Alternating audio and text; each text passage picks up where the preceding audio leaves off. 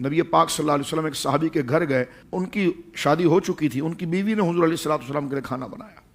یہ حدیث میں آتا ہے، ام المومنین حضرت عائشہ صدیقہ کہتی ہیں کہ میں خود حضور علیہ الصلوۃ والسلام کے کپڑے دھوتی تھی، اور بلکہ بخاری میں یہ بھی ہے کہ میں نے حضور علیہ الصلوۃ والسلام کی جو کپڑے دھوئے تو حضور جب فجر پڑھانے کے لیے گئے تو اس کپڑے کا بھیگا پن بھی نظر آ رہا تھا۔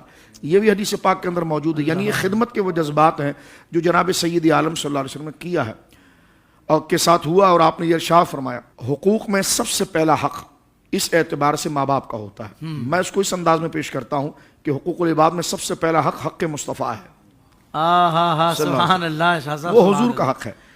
لیکن اب آپ اس تناظر میں اگر دیکھیں کہ توحید کے بعد والدین کا اگر ذکر کیا گیا ہے، لیکن شوہر کا حق اتنا ہے کہ جب شادی ہو جاتی ہے نا تو باپ کا حق پیچھے ہو جاتا ہے، شوہر کا آگے ہو جاتا ہے۔ جس طرح بیٹیاں بیاہ دی جاتی ہیں اور وہ اپنے گھر چلے جاتی ہیں، تو اب آپ ذرا دیکھیے سنگم کیسا ہے شریعت مطالعہ کا، کہ اب اور لڑکی جو ہے وہ یعنی خاتون جو ہے یا بچی جو ہے اس کو زیادہ رغبت باپ سے ہوتی ہے، ٹھیک ہے۔ اب باپ جب شادی ہو گئی ہے تو باپ کا جیسے وہ احترام کرتی تھی، لحاظ کرتی تھی، وہ لحاظ کا حق جو اب شوہر کی طرف چلا جائے گا۔ اچھا، اب یہ کہ یہ شوہر ہے، اس کے گھر وہ دلہن آئی ہے، اللہ رب العالمین نے فرمایا کہ اب جو اس دلہن کی ماں ہے وہ تیری ماں بن گئی ہے۔ اللہ اکبر۔ اب یہ جانب انداز سے آپ سنگم دیکھیے، سبحان اللہ۔ جانب قرآن نے 3 ماؤں کا ذکر کیا، ایک ماں نسبی ہے، ایک رضائی ہے، ایک مساحرت سے ہے۔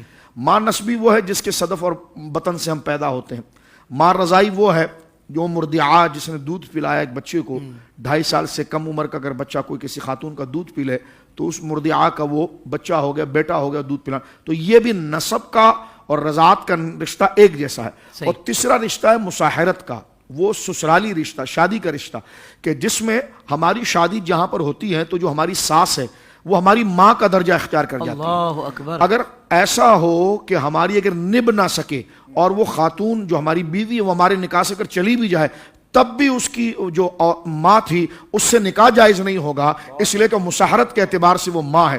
تو یہ 3 عورتیں جو ہے وہ حرمت ابدیہ بن جاتی ہیں کہ ان سے جناب جو ہے کہ وہ نکاح جائز نہیں ہو سکتا۔ تو وہ حقوق دیکھیں شوہر کی طرف آ جاتا ہے جو باپ کے احترام والا حقوق ہے، اور شوہر کے لیے کہ جو اس کی ماں ہے اس کے حقوق اس کے لیے ماں کے ساتھ ہو جاتے ہیں۔ تو جب دونوں ایک دوسرے کے ماں باپ کا ادب کریں گے، رکھیں گے، تو اس میں محبت جو ہے کہ وہ بڑھتی چلی جائے گی۔